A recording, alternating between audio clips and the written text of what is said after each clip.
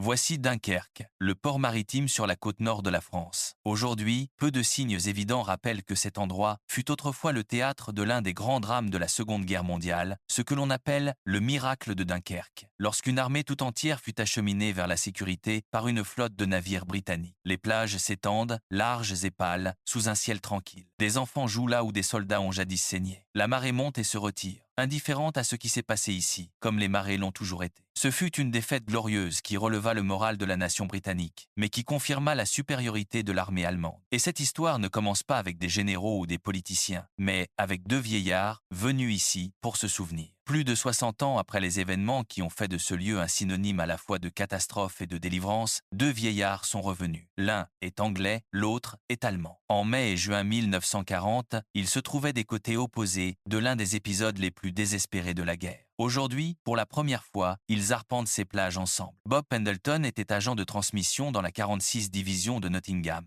Jörg Lerman servait dans le 20 régiment d'artillerie, l'une des unités allemandes qui repoussèrent les Britanniques à travers la Belgique et la France. L'histoire de Dunkerque est souvent qualifiée de miracle, et à bien des égards, elle l'était. Mais c'était aussi une histoire de honte, de chaos, de déchirement et de choix qui hantent encore aujourd'hui ceux qui les ont faits. C'est, avant tout, une histoire sur ce qui arrive quand des gens ordinaires se retrouvent pris dans l'engrenage de la guerre, et comment certains d'entre eux, contre toute attente, ont trouvé une issue. Le 10 mai 1940, les armées d'Hitler tournèrent leur attention vers l'Europe occidentale. Les Allemands, utilisant tous les moyens d'attaque à leur disposition, avaient déjà écrasé la Pologne, la Norvège et le Danemark. C'était la Blitzkrieg, la guerre éclair rapide, brutale et écrasante. Des chars, des avions et de l'infanterie travaillant dans une coordination terrifiante, brisant les défenses avant qu'elles puissent s'organiser et fonquant en avant que quiconque puisse réagir. C'était un nouveau type de guerre et les Alliés n'y étaient absolument pas préparés. C'était maintenant au tour de la France, de la Belgique et des Pays-Bas de subir toute la puissance des forces allemandes menées par les redoutables divisions blindées et soutenues depuis les airs par la Luftwaffe. Le jour même où l'offensive allemande débuta, Winston Churchill succéda à Neville Chamberlain comme Premier ministre britannique. Churchill et son nouveau gouvernement de coalition se trouvèrent immédiatement confrontés à une situation grave et préoccupante. 28 divisions allemandes balayaient les Pays-Bas en direction de la France et de la côte nord. La rapidité de l'avance était stupéfiante. Les Allemands attaquaient sur 3 fronts. Les Pays-Bas capitulèrent le 14 mai. Pendant que le groupe d'armée B frappait la Belgique, et croyant qu'il s'agissait là du principal effort allemand, 10 divisions du corps expéditionnaire britannique, ainsi que les 1ère et 7e armées françaises, furent envoyées vers le nord à leur rencontre.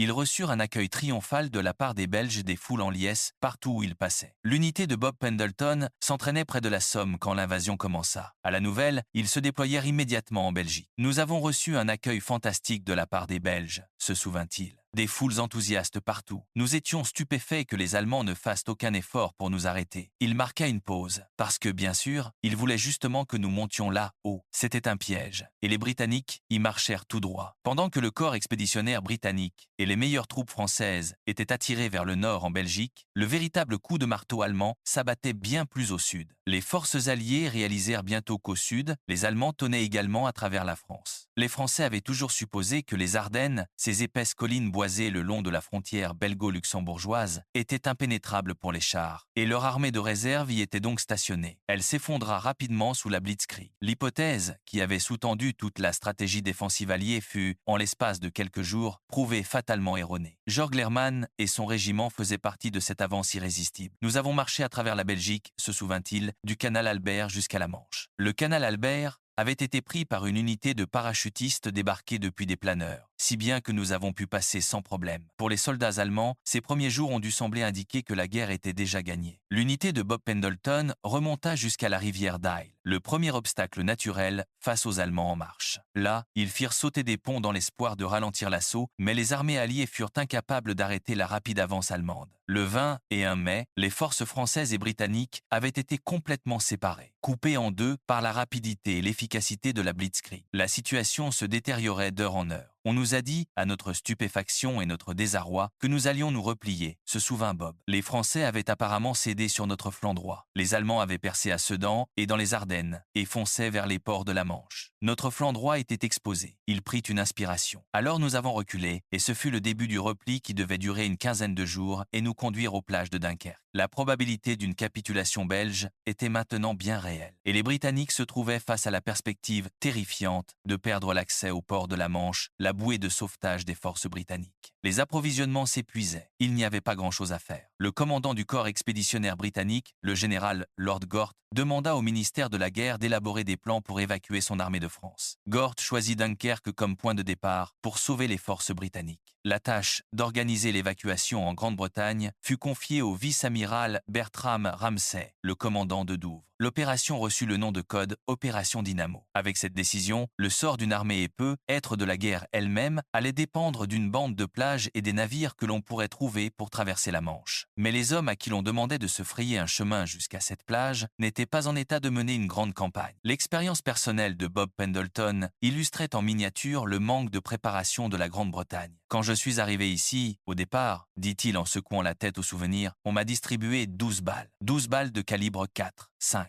Je n'avais pas de fusil, juste les 12 balles et une moto. Il laissa cela faire son effet. Un seul fusil mitrailleur Bren dans un bataillon entier, sans rien d'autre. Et ils étaient censés combattre les Allemands. Tout simplement impossible. Telle était la réalité derrière les dépêches officielles et les communiqués du ministère de la Guerre, une armée envoyée combattre l'une des machines militaires les plus redoutables de l'histoire, équipée de presque rien. Les soldats le savaient, leurs officiers le savaient. Et maintenant, avec l'ordre de retraite, la seule question était de savoir s'ils pourraient atteindre la côte avant que les Allemands ne les rattrapent. Ayant reçu l'ordre de se replier, les troupes britanniques commencèrent à reculer vers la côte. Et tandis que les soldats se retiraient, ils se retrouvèrent à partager les routes avec quelque chose qui rendait l'horreur de la guerre impossible à ignorer les réfugiés. Bob Pendleton venait tout juste de rencontrer une jeune fille prénommée Simone dans la ville belge de Lécan quand les ordres arrivèrent. La dernière fois qu'il la vit, elle était avec sa mère et son père. Son père tirait une charrette chargée de leurs affaires, rejoignant les millions de civils qui fuyaient l'avance allemande. « Je n'oublierai jamais ce jour-là, » dit Bob, la voix alourdie, même après 6 décennies. J'ai pensé souvent par la suite que si j'avais eu toute ma tête, elle aurait pu se déguiser en soldat et je l'aurais emmenée sur la moto pour la faire passer en Angleterre. Mais voilà, c'est comme ça que les choses se sont passées.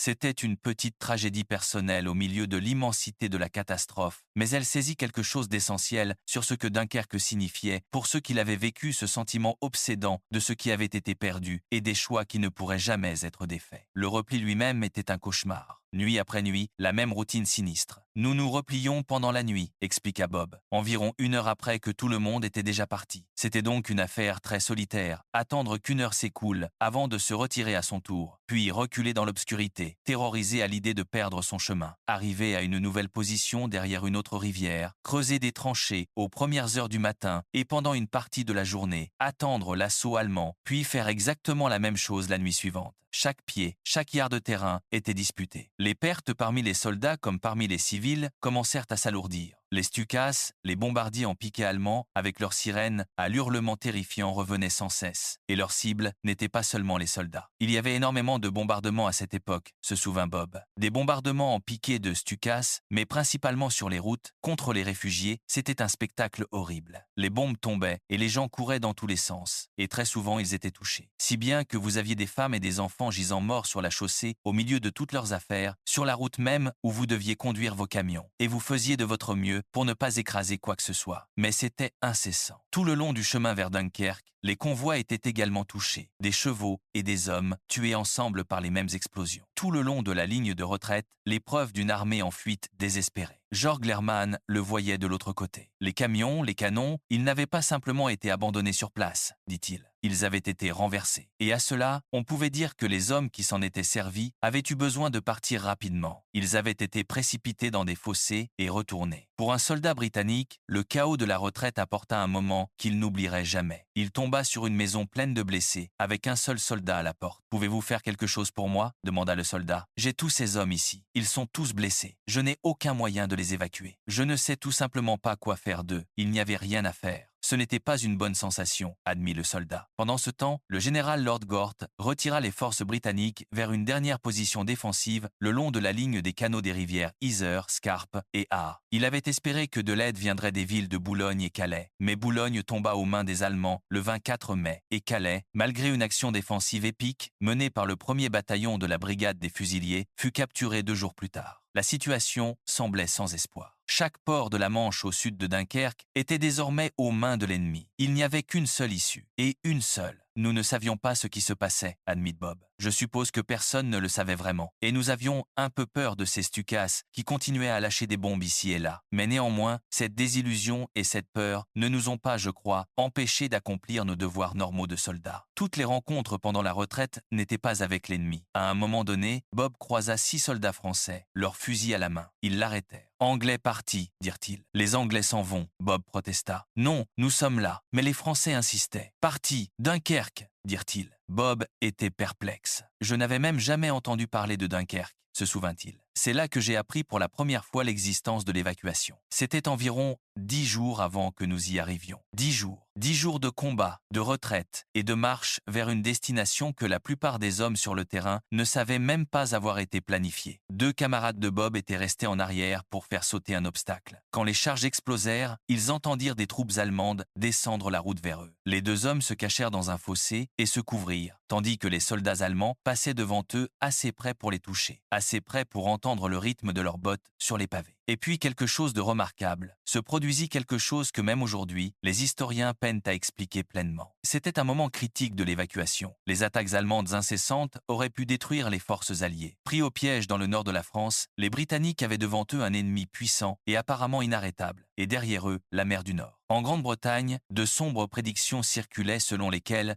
être seulement 50 000 hommes de toute l'armée pourraient être sauvés. Avec plus de 4 fois ce nombre de troupes britanniques en France, la situation ne s'annonçait pas bien. Mais Hitler prit une décision clé qui aida les Alliés dans leur retraite vers Dunkerque. Parce qu'il avait besoin de conquérir le reste de la France, Hitler voulait laisser ses armées se reposer. Le 24 mai, il ordonna un arrêt temporaire de l'avance de la 4e armée. Ces troupes devaient prendre 2 jours pour se reposer et se réapprovisionner. C'est une décision qui a été débattue depuis lors, et elle donna aux Alliés un répit décisif. Il y avait un autre facteur derrière cet arrêt. Hermann Göring avait assuré au Führer que sa Luftwaffe pouvait détruire à elle seule les troupes alliées dans la poche de Dunkerque, par voie aérienne uniquement. C'était une fanfaronnade qui allait se révéler vide de sens. Mais Hitler y croyait alors, le régiment de Georg Lehrmann avait fait partie de cette avance implacable. D'abord, nous avons vu les Stukas et les explosions de notre artillerie, se souvint-il. Mais cela n'a pas duré longtemps. Environ 2 heures, puis nous avons dû cesser le feu et j'ai reçu l'ordre d'avancer en France. L'arrêt était venu et avec lui, la plus mince des chances pour les hommes pris dans la poche. Georg Lehrmann fut témoin de première main de ce que cet arrêt représentait du côté allemand. Pendant l'accalmie des combats, les pensées de certains soldats se tournèrent vers des pulsions plus sombres. Dans une ville près du front, les conséquences de l'indiscipline furent rendues brutalement claires. Nous avons eu une pause de 4 heures un soir, se souvint Georg. Et le matin, nous avons dû nous aligner. L'un de nos soldats avait violé de force une jeune fille sous la menace d'une arme. Nous nous sommes tous rassemblés sur la place du marché, devant la mairie. Et il a été exécuté le jour même, une mesure pour s'assurer que tous les soldats sachent clairement que pendant la guerre, de tels actes seraient punis de mort. Pendant ce répit inattendu, d'autres développements cruciaux aidèrent la cause alliée. Des ordres allemands capturés révélèrent un plan d'attaque dans une zone entre Ypres et Menin, et le général Gort put envoyer des renforts, déjouant une percée qui aurait pu être catastrophique pour l'ensemble de l'évacuation.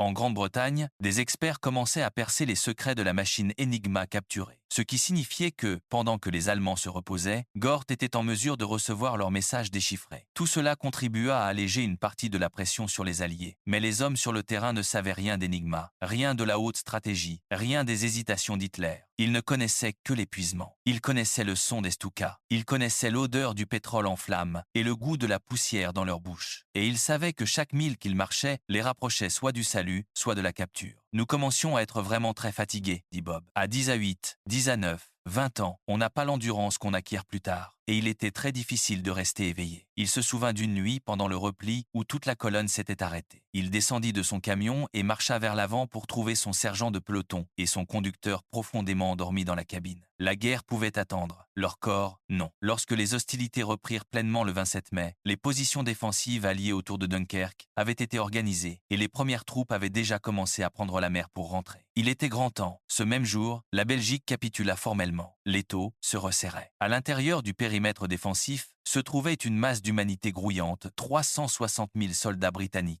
français et belges, aux côtés de plus d'un quart de million de civils entassés dans une zone de moins de 100 miles carrés, des transports militaires, des camions, des chars et des véhicules s'alignaient par milliers dans les ruelles et les rues. L'air sentait la cordite et le carburant en feu. Le grondement incessant de l'artillerie se mêlait au hurlement des bombardiers en piqué au-dessus pour former un mur continu de bruit qui semblait vibrer dans la poitrine. Bob Pendleton n'oublierait jamais sa première vision de ce spectacle. C'était comme une casse automobile, dit-il. Des véhicules hors d'usage étaient couchés des deux côtés de la route, laissant à peine la place aux gens de passer. Et il faut garder à l'esprit que pendant tout ce temps, avec tous ces mouvements, nous étions gênés par les colonnes de réfugiés qui fuyaient les Allemands. Jörg Lehrmann et ses camarades virent le même chaos depuis le côté allemand en progression. Nous avons vu les Stukas arriver, se souvint-il, et que les hommes avaient tout laissé traîner. Nous avons vu tous les véhicules et les trains. Tout avait été abandonné, les hommes avaient donc dû fuir. Les officiers, dit-il, ne savaient probablement pas beaucoup plus que les simples soldats, mais nous avons été envoyés. On nous a dit que nous devions empêcher le départ des Anglais. La poche, se réduisant progressivement sous la pression allemande, Bob reçut une mission dangereuse. On lui ordonna de se rendre à Berg, une ville à 10 miles de Dunkerque, pour livrer un message ordonnant aux troupes qui s'y trouvaient de se replier. Je suis arrivé par le pont, en longeant le bord herbeux, j'ai garé la moto, se souvint Bob, les yeux perdus dans le lointain du souvenir. J'ai regardé autour de moi, tout était en feu, c'était dévastateur, un chaos absolu, rien ne bougeait, la ville entière en flammes. J'ai dû m'envelopper la tête de serviettes. J'ai utilisé le canal pour les mouiller et les enrouler autour de moi, afin de ne pas être affecté par la chaleur. J'ai dû marcher de la moto jusqu'à la mairie, descendre dans les caves, faire sortir ces hommes et leur annoncer qu'ils devaient rejoindre Dunkerque à pied. C'était la seule façon. Et pourtant, même avec les Alliés dans un tel désarroi, les Allemands semblaient d'une certaine façon se retenir. La raison pour laquelle ils n'attaquèrent pas toutes les parties des défenses alliées avec plus de vigueur est un mystère qui dure depuis plus de 60 ans. Il existe même une théorie extravagante selon laquelle, pour s'assurer un accord de paix rapide avec les Britanniques, Hitler leur aurait délibérément permis de s'échapper de manière aussi spectaculaire. Que cette théorie tienne la route ou non, le fait demeure que les Allemands progressèrent rapidement au sud, mais étrangement, au centre et au nord, ils n'avancèrent presque pas du tout. Tandis que les hommes se dirigeaient vers Dunkerque, ils s'orientaient grâce à deux repères. Nous savions où c'était pour deux raisons, se souvint un soldat. Nous pouvions voir le rideau de fumée s'échappant de la raffinerie en flammes. Et aussi, très honnêtement, on pouvait tout simplement suivre les Stukas jusqu'à Dunkerque, suivre les bombardiers vers la sécurité. Il y avait une logique sinistre à cela. Je pensais qu'ils étaient à environ 8 ou 9 miles,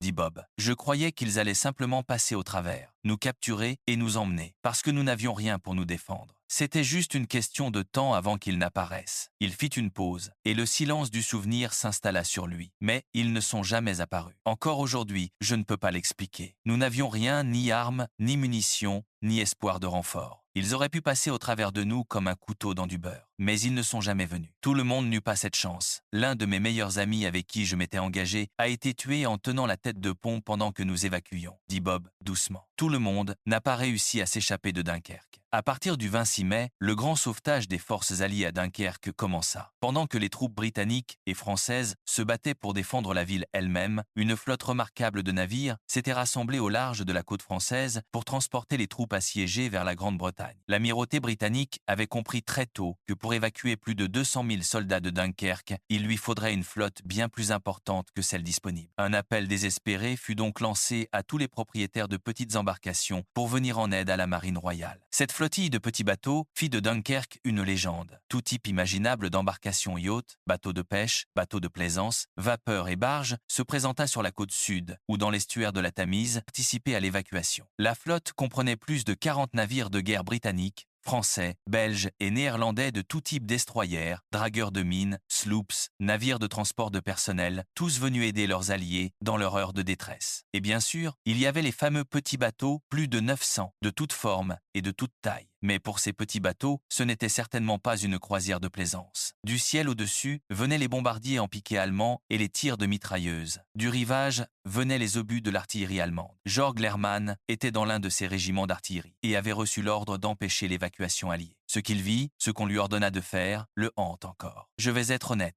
dit Jörg, et sa voix se brisa même après toutes ces années. « J'ai pleuré quand on a dit que nous devions tirer sur ces hommes. On ne peut pas faire ça. Ils n'avaient pas d'armes, absolument rien. Et nous pouvions tirer avec l'artillerie. Nous avions des fusils. L'infanterie était là aussi. Ils n'avaient aucun moyen de se défendre. Ils avaient jeté leurs armes. Ils ne couraient pas pour se défendre. Ils étaient sur la plage en train d'essayer d'atteindre les bateaux. Ces mots portent un poids qu'aucune histoire militaire ne peut tout à fait transmettre. Un jeune soldat allemand en pleurs face aux ordres qu'on lui avait donnés, tirant sur des hommes qui ne pouvaient pas riposter. C'est l'un des témoignages les plus honnêtes et les plus dévastateurs issus de Dunkerque, de part et d'autre. Tout cet épisode, dirait Jorg plus tard, le remplissait encore aujourd'hui d'une grande honte. « Je déteste cet endroit », dit-il simplement. Il était absolument plein de corps, des hommes allongés partout, certains marchant dans la mer. Nos canons étaient braqués sur les fuyards qui ne pouvaient plus se défendre, et nous tirions sur eux comme des fous. Il s'arrêta, cherchant ses mots. Je n'ai aucune idée de pourquoi. Et qu'en était-il des hommes qui recevaient ces tirs? Que ressentait-on à se tenir sur une plage, sans armes, sans abri et sans certitude de jamais en repartir? De manière remarquable, les vétérans ne se souviennent pas de panique, mais d'un étrange engourdissement. « Nous n'avons pas vu de panique », dit un soldat. La panique n'existait pas. Tout le monde avait trop peur pour paniquer. Trop effrayé pour paniquer. Cette phrase saisit la psychologie particulière du danger extrême, le point où la peur devient si totale qu'elle se retourne en une sorte de calme glacé sur les plages.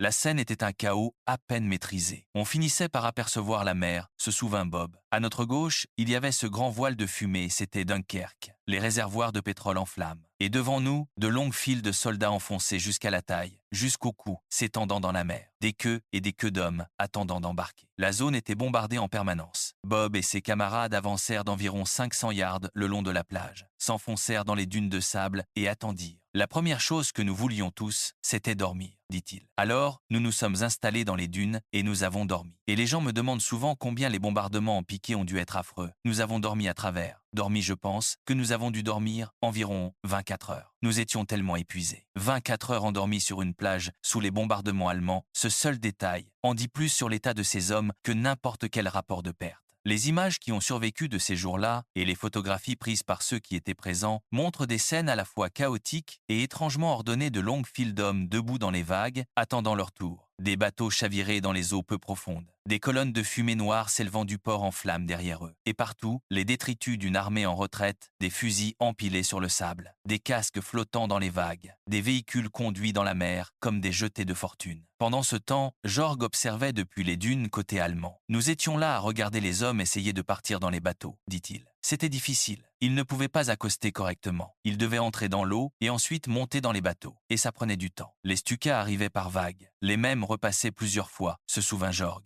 Tout ce qu'on entendait, c'était la sirène hurlante, plongeait et explosait. Pour les hommes sur la plage, sans abri et sans armes, chaque attaque était un exercice de terreur pure. Et pourtant, il y avait aussi des moments de comédie sombre et absurde au milieu du carnage. Un soldat qui attendait sur la plage se souvint de la scène. « Je me souviens être tombé sur un soldat français qui venait manifestement d'être dans un bombardement, dit-il. Il avait un globe oculaire qui pendait sur sa joue et criait à l'aide. Je n'étais pas très doué pour faire face à une telle situation. Même ceux qui réussissaient à monter à bord des navires n'étaient pas en sécurité. Certains soldats qui croyaient avoir atteint la sécurité découvrirent bientôt qu'ils passaient de Charybde en Scylla. Deux destroyers s'approchèrent du rivage, se souvint un vétéran, et nous rejoignîmes la queue des hommes qui embarquaient. Cependant, nous avons choisi le mauvais. À peine avions-nous pris la mer qu'il fut touché un coup direct d'un avion. Toute la plage avant fut soufflée. Nous étions heureusement sur le pont, et de nombreux hommes furent blessés. Mais un autre destroyer, le HMS Malcolm, s'approcha bord à bord, et nous pûmes passer les blessés par-dessus. Finalement, nous nous sommes hissés nous-mêmes de l'autre côté et avons pris la mer. La journée la plus réussie de l'évacuation fut le 30 mai, quand 53 000 hommes furent acheminés vers la Grande-Bretagne. De nombreux petits bateaux effectuèrent la traversée de la Manche plusieurs fois, allant et venant sous les bombardements. Les marins de ces embarcations de volontaires privés risquèrent leur vie. Au moment où l'évacuation prit officiellement fin le 4 juin, près de 250 des petites embarcations avaient été détruites, presque un tiers de celles qui avaient participé. Le coût humain était inscrit sur les visages des hommes qui attendaient des visages noircis par la fumée et le pétrole, des yeux creusés par l'épuisement, des uniformes trempés après des heures passées debout dans les vagues. Jorg vit ce qui se passait et ressentit quelque chose d'inattendu, non pas du triomphe, mais de la futilité. Tout ce qu'il voulait, c'était partir, dit-il. Quitter les plages et rejoindre l'Angleterre. C'était l'essentiel. Il y avait tellement d'hommes. C'était tout simplement impossible de bouger sans eux, des tas d'hommes partout. Puis, avec la calme honnêteté qui caractérisait son témoignage, il ajouta « Tout le monde a réalisé que c'était sans issue. Les hommes au canon ne le voyaient pas, mais les fantassins, eux, s'arrêtèrent. Et je remarquai que, de moins en moins, de canons tiraient. Au milieu de cette évacuation désespérée, les troupes maintinrent une discipline presque surhumaine, même si pour certains, il fallut 3 jours avant de pouvoir quitter le rivage. Un officier se souvint d'avoir rencontré l'adjudant de son bataillon sur la plage.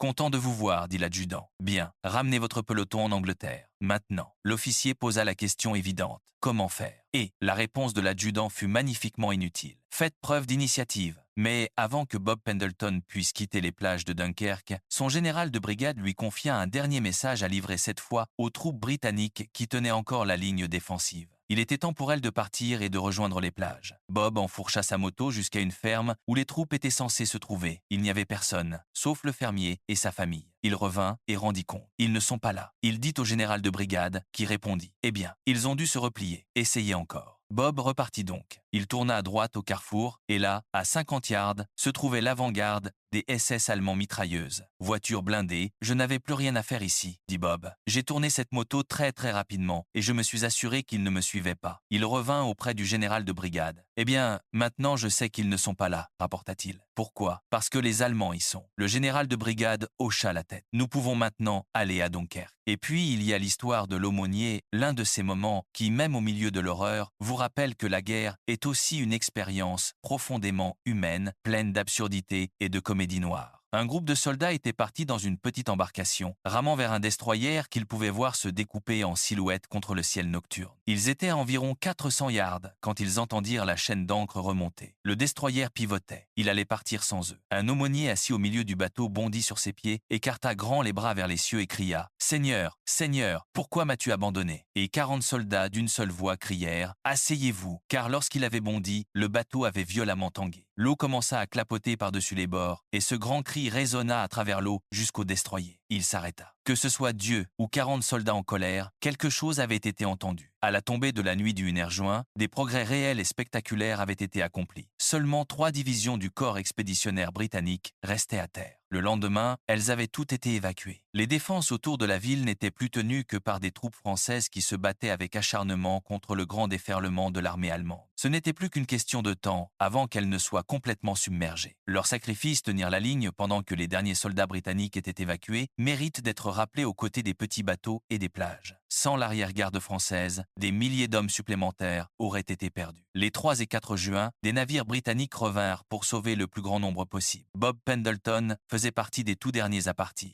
Son évasion méritait un film. La jetée avait été soufflée un espace de 3 mètres, où la structure avait été détruite. Des soldats l'avaient comblée avec des planches trouvées sur place. Bob traversa ce pont de fortune à moto, puis laissa le vélo aller dans la mer. « J'ai essayé de descendre la jetée, dit-il. Ces larges poutres étaient très glissantes. J'ai fait environ 5 allers-retours à moto. Puis, j'ai glissé à mi-chemin et je suis tombé. Le pêcheur m'a rattrapé dans le bateau. Il fit une pause. Et c'est comme ça que nous sommes partis. Quelques chalutiers de pêche français étaient les seuls bateaux qui pouvaient encore entrer. La jetée était pleine de navires en flammes. Ce fut le chaos jusqu'au bout. Inévitablement, Dunkerque tomba et les dernières troupes furent évacuées le 4 juin. Malgré tout, quelques 40 000 Français furent laissés sur place, des hommes qui avaient bravement combattu pour tenir le périmètre, qui s'attendaient à être évacués aux côtés de leurs alliés britanniques et qui allaient maintenant faire face à des années de captivité. Leur abandon allait empoisonner les relations franco-britanniques pendant des années. Mais l'opération Dynamo, l'évacuation de Dunkerque, avait été un succès au-delà de toutes les espérances les plus sombres. Fin mai, la prédiction initiale était que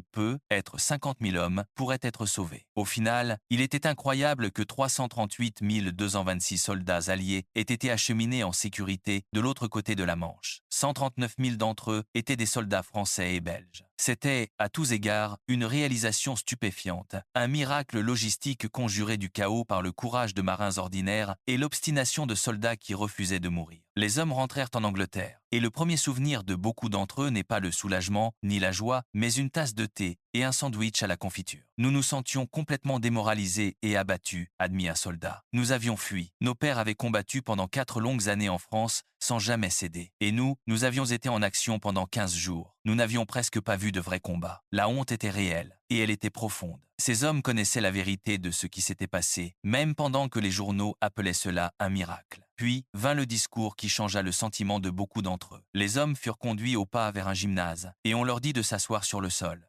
Il y avait une galerie qui donnait sur eux, et un colonel en tenue complète avec une casquette rouge en sortit d'un pas résolu. « Bienvenue chez vous, héros du corps expéditionnaire britannique, déclara-t-il. Et les hommes pensèrent héros. Ils se regardèrent les uns les autres, sales, amaigris, honteux, et ces mots semblaient appartenir à une toute autre armée. Mais le colonel continua longuement à expliquer quel spectacle remarquable ils avaient offert face à des forces écrasantes. Il parla de courage, de devoir et de sacrifice. Et à la fin, se souvint le vétéran. Nous nous sentions vraiment beaucoup mieux, si bien que, lorsque nous sommes finalement rentrés en permission, nous avons été accueillis partout comme des héros. Il fit une pause. Mais au fond de moi, je savais que nous n'étions pas des héros du tout. Quoi que ressentent les troupes de retour, il y avait dans toute la Grande-Bretagne une joie et un soulagement compréhensible que tant d'hommes aient échappé au désastre. Mais la dure réalité tempéra bientôt cette euphorie. Le pays était désormais à la merci des Allemands. Bien que l'armée britannique ait été ramenée pratiquement intacte, presque tout son équipement se trouvait encore en France, aux mains de l'ennemi. Les chiffres étaient dévastateurs. Tous les chars et les véhicules de transport avaient été perdus, 2500 canons, 70 000 véhicules, un demi-million de tonnes de munitions, tout cela laissé dans les décombres de Dunkerque. Si les Allemands avaient lancé une invasion de la Grande-Bretagne dans ces semaines-là, l'île n'aurait eu presque rien pour se défendre. Les soldats étaient rentrés, mais les outils de la guerre étaient éparpillés dans les champs et sur les routes du nord de la France. Dunkerque avait été une victoire pour remonter le moral, mais guère plus. Cette saga ne fit pas grand bien non plus aux relations franco-britanniques.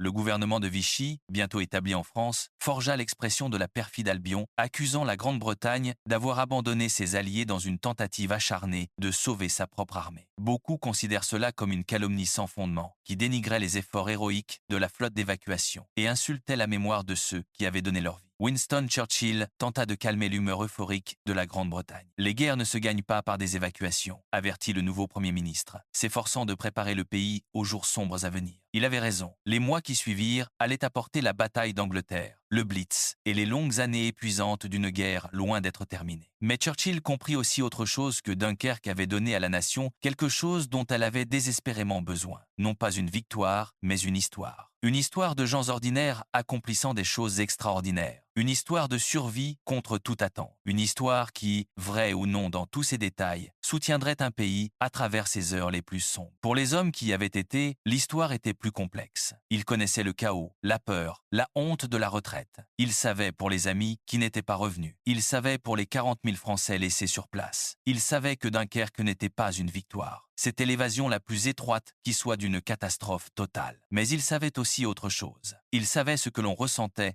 à se tenir sur une plage au bout du monde, avec entre soi et le néant rien d'autre qu'une étendue d'eau grise et le courage des hommes qui l'avaient traversée pour les ramener chez eux. Les événements de Dunkerque étaient véritablement extraordinaires, et ceux qui les avaient vécus ne les ont jamais oubliés. Effrayant, mais exaltant, dit un vétéran. Exaltant à cause de l'esprit des gens sur les plages. Un autre se souvint. Tout le monde parlait du miracle de Dunkerque, et il semblait miraculeux que tant d'entre nous aient pu partir. C'était un miracle que l'eau soit si calme, que le temps soit clément, et que les Allemands n'aient pas tenté de porter le coup fatal qu'ils auraient pu si facilement asséner. Jörg Lermann, debout sur les plages où il avait jadis tiré sur des hommes sans défense, parla avec soin. « C'est la première fois que je reviens, dit-il. Et pour moi, il y a bien sûr de bons et de mauvais souvenirs. Je vois les choses ainsi, la guerre n'était pas nécessaire. Nous ne savions pas pourquoi la guerre avait eu lieu. Bob Pendleton, marchant aux côtés de celui qui avait été son ennemi, réfléchit à ce que Dunkerque avait signifié. Je le voyais comme si nous avions été vaincus en France, dit-il, ce qui était le cas. Et ensuite, au fil de la guerre, on a compris qu'on finirait par gagner. C'était un beau sentiment. La guerre continua. Bien sûr, après Dunkerque vinrent les batailles qui façonnèrent l'avenir du monde, la Normandie,